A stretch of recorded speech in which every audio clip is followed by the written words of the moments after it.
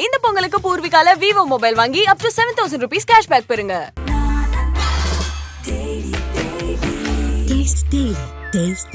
மூச்சு திணறல், மூச்சு இழைப்பு, குரட்டையால் அவதியா, நுரையீரலை ஆரோக்கியமானதாக்கி எளிதாக சுவாசித்திடுங்கள். தங்கம் 24x7 ஆஸ்துமா சிகிச்சை நாமக்கல் மற்றும் கான்பூர். ஏங்க ஒரு பார்ட்டிக்கு போகிறது வந்து எல்லாம் வந்து இப்படி நடக்குன்னு யாராவது எதிர்பார்ப்பாங்களா? அது சின்ன பசங்க போனால் பண்ணுவாங்கன்னு எதிர்பார்ப்பாங்களா? அது வழியில் கத்திரிக்கும் முடியும், இது தப்புங்கிறதே தெரிஞ்சிருக்கா? அந்த மாதிரி சின்ன குழந்தைங்க அவங்க இல்லை தூண்டுதா சார்? அது தூண்டுது, நிச்சயமாக தூண்டுது. இப்போ இந்த பெண்களையும் அப்படிதான் அந்த இது மாதிரி பான் வீடியோஸ் எல்லாம் காட்டி தான் அந்த இதெல்லாம் பார்த்தீங்கன்னா நீங்களும் அசந்து போயிடுங்க.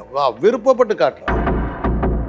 மனித வக்கரங்க, செக்ஸில் வந்து வக்கரம் தான் ஜாஸ்தி.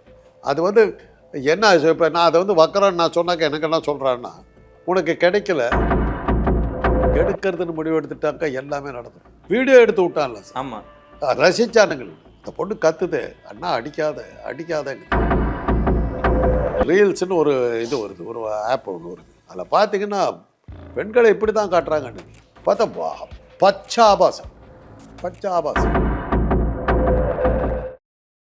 கிங் டிவி நேயர்களுக்கு வணக்கம். இன்றைய சிறப்பு நேர்காணலில் நம்மோடு இணைந்திருக்கும் சிறப்பு விருந்தினர் மருத்துவர் காந்தராஜ் அவர்கள். சார் வணக்கம். சார், இப்போ நம்ம தமிழ் சமூகம் எதை நோக்கி போயிட்டு இருக்கு சார்? நேற்று வந்து பார்த்தீங்கன்னா இந்த 8ஆம் வகுப்பு படிக்கிற 3 சிறுமிகளை வந்து பாலியல் பலாத்காரத்துக்கு ஈடுபடுத்தப்பட்டிருக்கு. இது எப்படி சார் நீங்கள் பார்க்குறீங்க? எல்லா குறைபாடுகளுக்குமே காரணம் பொருளாதாரம் தான், வேலையின்மை தான். வேலை வாய்ப்புங்கிறது இன்றைக்கி இல்லை சார். புதிய தொழிற்சாலைகள் இல்லை, புதிய இது எதுவுமே இல்லை. படிக்கிறான், தகுதியை வளர்த்திக்கிட்டான். தகுதியை வளர்த்திக்கிறதுக்கு தகுதிக்கேற்ப வேலை இல்லை, தொழிற்சாலைகள் இல்லை, உற்பத்திகள் இல்லை. என்ன பண்ணுறது? சும்மா இருந்துட்டு இருக்கிற நேரத்தில் idle man's brain is the devil's டென்னுங்கிறான். சோம்பேறிகளுடைய மூளைகள் வந்து சாத்தான் குடியிருக்கும்.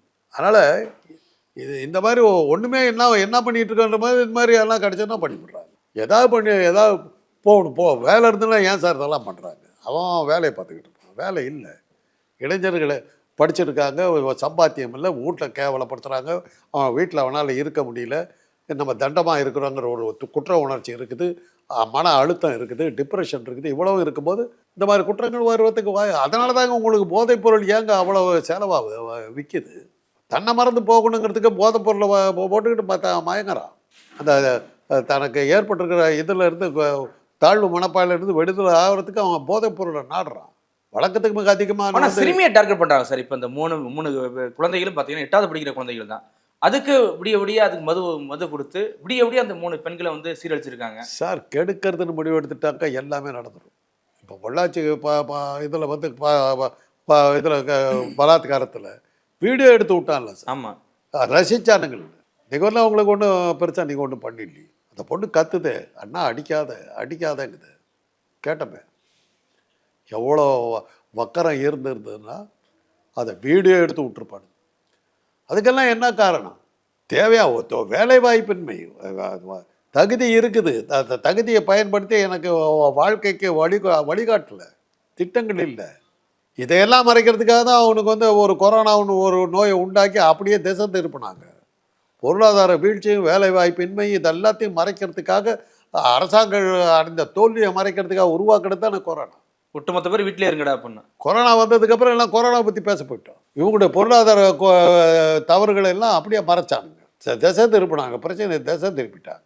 இன்றைக்கி மறுபடியும் அந்த பிரச்சனை வர ஆரம்பிச்சிருக்கு. ஆர்டிஃபிஷியல் இன்டெலிஜென்ஸ் போன்ற அறிவியல் கண்டுபிடிப்புகள்லாம் வந்து மனிதனுடைய வேலை வாய்ப்பை மிக அதிகமாக குறைக்கும். அதெல்லாம் நீங்கள் அலோவ் பண்ணக்கூடாது. இல்லை, இப்போ இந்த சிறுமிய பிரச்சனையில் பார்த்தீங்கன்னா அந்த பெற்றோர்களே பார்த்தீங்கன்னா அந்த சிறுமி சொல்லுதான், என்னுடைய ஃப்ரெண்டோட அம்மா கல்யாண நாள், அதனால நான் இங்கே போய் பாட்டி கொண்டாட போகிறேன்னு சொல்லிட்டு தான் போயிருக்காங்க. இதே மாதிரி 3 பேர் வீட்லேயும் சொல்லிட்டு போயிருக்காங்க. அப்போ இது பெற்றோருடைய கவனக்குறையும் ஒரு இது இருக்குல்ல சார்? இது ஏங்க ஒரு பார்ட்டிக்கு போகிறது வந்து எல்லாம் வந்து இப்படி நடக்குன்னு யாராவது எதிர்பார்ப்பாங்களா? அது சின்ன பசங்க போனால் பண்ணுவாங்கன்னு எதிர்பார்ப்பாங்களா?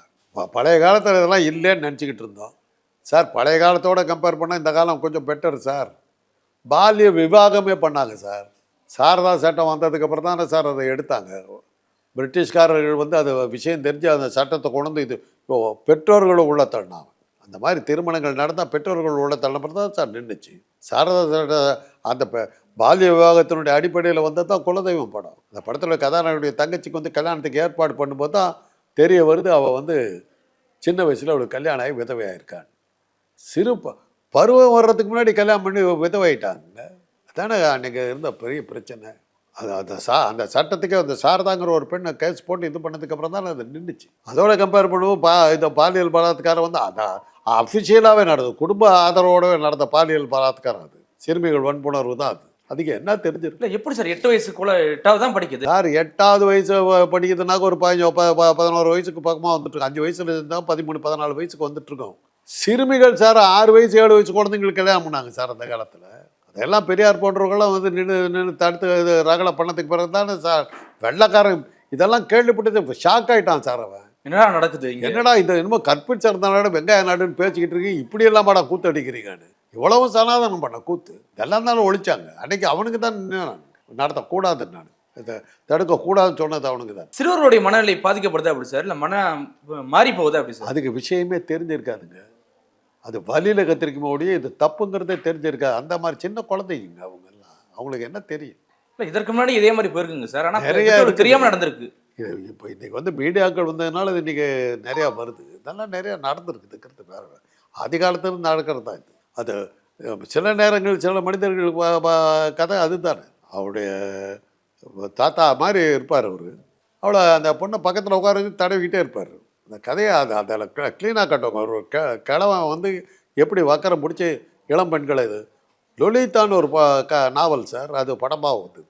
அதில் என்னன்னா ஒரு ரஷ்யாக்காரர் எழுதுனது. அந்த நாவலே என்ன சொல்லணும்னா ஒரு பெண்ணை வந்து அவன் கல்யாணம் பண்ணிக்குவான். எதுக்காக கல்யாணம் பண்ணிக்கிறான்னா அவளுடைய மக 13 வயசு பொண்ணு லலிதா, அவளுக்காக அவங்க அம்மாவை கல்யாணம் பண்ணிக்கிறான்.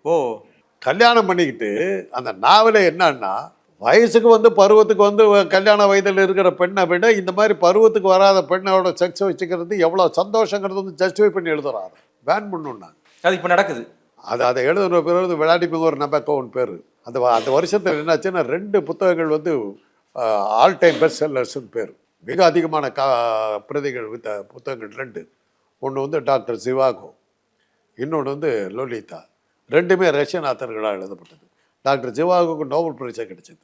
இது இந்த மாதிரி கான்ட்ரவர்ஷியல் 2 புக்கு. அன்றைக்கி வந்து நீங்கள் வந்து ஒரு பெரிய மனுஷன்னாக்கா ஒரு கையில் டாக்டர் ஜிவாகோ புக்கை வச்சுக்கணும், படிக்கிறீங்களோ இல்லை ஸ்டைலாக பிடிச்சி ஸ்டைலாக. லலிதா இன்னொரு பக்கம் கையில் வச்சுக்கணும். அது மாதிரி சொந்தக்காரர் ஒருத்தர் வச்சிருந்த பார்த்தா அந்த புக்கை நான் இது என்ன புக்குங்கன்னு வாங்கி படித்தேன். அதுக்கப்புறம் தான் பார்த்தா படிக்க இப்போ கல்லூரியில் படிச்சுக்கிட்டு இருக்கிற டைம் அந்த படம் அந்த அப்புறம் சினிமாவாக வந்தது. இதெல்லாம் இதெல்லாம் அதை வந்து ஜஸ்டிஃபை பண்ணாங்கிறது தான் அந்த நாவல் மேலே வந்த கோவம். அதுக்கு எகேன்ஸ்டாக எழுதலை. அது மாதிரி அதை வந்து ஆதரித்து எழுதுனாங்க. இது மாதிரியெல்லாம் மனித வக்கரங்க. செக்ஸில் வந்து வக்கரம் தான் ஜாஸ்தி. அது வந்து என்ன இப்போ நான் அதை வந்து வக்கரன்னு நான் சொன்னாக்க எனக்கு என்ன சொல்கிறான்னா உனக்கு கிடைக்கல அதனால நீ வக்கறாங்க, கிடைச்சிருந்தாங்க நீ போயிட்டுருப்பேங்கிறாங்க. அதுதான் வழக்கமாக நடக்கிறது. இந்த உபதேசம் பண்ணுறவங்களாம் பார்த்தீங்கன்னா இவனுக்கு இல்லைங்கிறவன் தான் உபதேசம் பண்ணிக்கிட்டு இருப்பான், கிடைச்சவன் வேலையை முடிச்சுட்டு போயிட்டுருக்கான். அதுதான் நடக்குது. இதே செக்ஸாலஜிங்கிற முறையில் எனக்கு கிடைச்ச அனுபவம். இல்லை இதில் வந்து இப்போ இந்த மொபைல் பார்க்குறதுனாலையும் ஒரு அதிக பாதிப்பு இருக்கா அப்படி சார்? மொபைல் மேலே படிய சொல்லாதீங்க. ஆனால் மொபைலில் அது மாதிரி நிறைய வருது. இப்போ நான் கேட்குறேன்னா கேட்குறேன் எதோ வருது. ரீல்ஸ்னு ஒரு இது வருது, ஒரு ஆப் ஒன்று வருது. அதில் பார்த்தீங்கன்னா பெண்களை இப்படி தான் காட்டுறாங்கன்னு என்னன்னே புரியல. நான் என்ன ரீல்ஸ்னால் என்னவோ போடுறதுன்னு பார்த்தா பச்சை ஆபாசம் எப்படி வருது, யார் அனுப்புறா, எப்படி எனக்கு வந்து என்ன தெரியல. நானும் டெலிட் பண்ணி தள்ளி பார்த்தா ஒன்றும் நடக்கலை. அப்புறம் பார்த்தா அது விதவிதமாக வருது. அப்புறம் வீடியோஸ்ன்னு ஒன்று வருது, அதுலேயும் அதே தான் வருது. பட் என்ன ஆகுதுன்னா ஆரம்பத்தில் ஒரு எல்லாமே செக்ஸில் வர்ற ஒரு அதே இது தான், ஒரு கிக் வருது. ஆமாம். அதுக்கப்புறம் பார்த்தா வேறு வேலை இல்லை, கொஞ்சம் கழிச்சு இதாகிடுது. வக்கரம் பிடிச்சவனுக்கு அது இப்போ இதாகாது. இப்போ நான் பார்த்து என்னடா இப்படியெல்லாம் காட்டுறாங்களேன்னு அப்புறம் அதை தள்ளிடுறேன். இல்லை தூண்டுதா சார்? அது தூண்டுது, நிச்சயமாக தூண்டுது. இப்போ இந்த பெண்ணுங்களே அப்படி தான் அந்த இது மாதிரி பான் வீடியோஸ்லாம் காட்டி தான் இதெல்லாம் பார்த்தீங்கன்னா நீங்களும் அசந்து போயிடுங்க. விருப்பப்பட்டு காட்டுறா, விருப்பப்பட்ட அந்த ஆக்ஷனில் இருக்கிறா.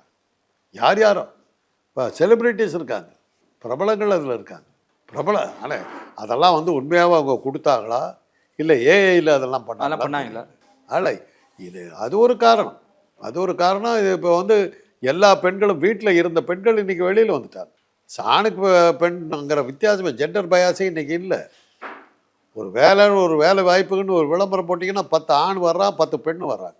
அன்றைக்கி பெண்கள் இல்லை. இப்போ என்னுடைய கல்லூரி பொறியியல் கல்லூரியில் பெண்களே இருக்க மாட்டாங்க. இன்றைக்கி பாருங்கள், நீங்களே பார்க்குறீங்க. நாங்கள் 2 ஆம்பளை தான் உட்காந்துருக்கோம், பார்க்குற இடமெல்லாம் பெண்கள், இப்படி ஆசிரியர்கள்லாம் பெண்கள். இந்திய இன்ஜினியரிங் காலேஜ் மாத்திரம் இருந்தது. அவங்க இது பண்ணும்போது கல்ச்சரல் ப்ரோக்ராம் நடத்துவாங்க. எதுக்குன்னாக்கா அப்போவாது 2 லேடிஸ் காலேஜ் வருமா உள்ளே வரட்டும் உள்ள வரும் அப்படி. நாங்கள் ஸ்டாண்டில் இருக்கும்போது அந்த ரெகுலராக அதில் போய் நிறையா பரிசெல்லாம் வாங்கியிருக்கிறோம். கோகநாதன் கூட எழுதியிருக்கேன். அவருடைய போர்ப்பறைங்கிற நாடகத்தை அதில் போட்டு அந்த கல்லூரியில் போட்டு அத்தனை பரிச்சை வாங்கிட்டு வந்தோம். நான் தான் இது பண்ணேன். அதை அவர் எழுதியிருந்தார். அப்படி எனக்கு கிடைச்ச நண்பர் தான் காந்தராஜன் எழுதியிருந்தார். அது மாதிரி அந்த கல்லூரியே வந்து என்னன்னா பெண்களை அப்போது பார்க்கலாங்கிற காலம் ஒன்று போய் இன்றைக்கி எங்கே ஆம்பளைங்களை தேட வேண்டியதார் நிலமை அப்படி போயிடுச்சு. ஸோ இப்படி பெண்கள் எங்கெங்கே இருக்கும்போது அதனுடைய பாலியல் இது பஞ்சை நெருப்பி பக்கத்தில் வச்சுக்கிட்டு பத்திக்காதுன்னு எப்படி சொல்ல முடியும்? இல்லை, இது மெயினாக பாலியல் கல்வி தேவைப்படுது சார். இப்போ பள்ளியில இருக்கட்டும், கல்லூரியில இருக்கட்டும், அது மெயினாக தேவைப்படுது அப்படி சார். இது பாலியல் கல்வி கொடுக்கணும். ஓரளவுக்கு கட்டுப்பாடாக இருக்கிறது இல்லை, ஜாக்கிரதையாக இருக்கலாம். ஜாக்கிரதையாக இருக்கிறதுக்கு, நோய் வராமல் தடுக்கிறதுக்கு தான் பாலியல் கல்வி யூஸ் ஆகும். அது ஒரு வெரைட்டிங்க. நான் தான் சொன்னேன், லலிதாவில் அவன் அந்த புக்கை எழுதுறான், அவங்க அம்மாவையும் வர்ணிக்கிறான், அவன் பொண்ணையும் வர்ணிக்கிறான். அந்த அவங்க அம்மா வந்து பருவம் அந்த பெண்ணாக இருந்தாலும் அவளை விட எப்படி செக்ஸுக்கு சிறந்தவளாக இருப்பாங்கங்கிறது ஒரு சாப்டர் 14 பக்கத்துக்கு எழுதுறாங்க. அப்படி அனுபவிச்சு அந்த ஆத்தர் எழுதுறாரு. அதை படிச்சுக்கின்னா மைண்டு கரெக்ட் ஆகும். பேன் பண்ண தடை செய்ய சொன்னாங்க, தடை செய்யலை. இதெல்லாம் எல்லா காலத்திலும் வெரைட்டிங்க. அதாவது மனைவி, அதாவது ஒரு வீட்டில் சமையல் பண்ணாலும் ஹோட்டலில் போய் சாப்பிட்றோம் இல்லையா? ஆமாம், வீட்டில் சாப்பிட்டு வரோம், ஹோட்டலில் போய் சாப்பிட்றோம். எதுக்கு ஒரு வெரைட்டி வேணும், ஒரு வித்தியாசமான சுவை வேணும், அவ்வளோதான். ஸோ இதெல்லாம் வந்து மனுஷனுக்கு அந்த வெரைட்டி தேவைப்படுறவங்களும் இதெல்லாம் நடக்கத்தான் செய்யும், தடுக்க முடியாது. ஆணுன்னு ஒருத்தர் இருந்து பெண்ணுன்னு ஒன்று இருந்தாங்க இந்த குற்றங்கள் இருந்து தான் தீரும். குறைக்க முடியுமே ஒழிய தவிர்க்க முடியாது. கண்டிப்பா சார். மீண்டும் மற்றொரு நிகழ்வோடு சந்திப்போம். மிக்க நன்றி சார். இந்த பொங்கலுக்கு பூர்விகால விவோ மொபைல் வாங்கி up to 7,000 rupees கேஷ்பேக் பெறுங்க.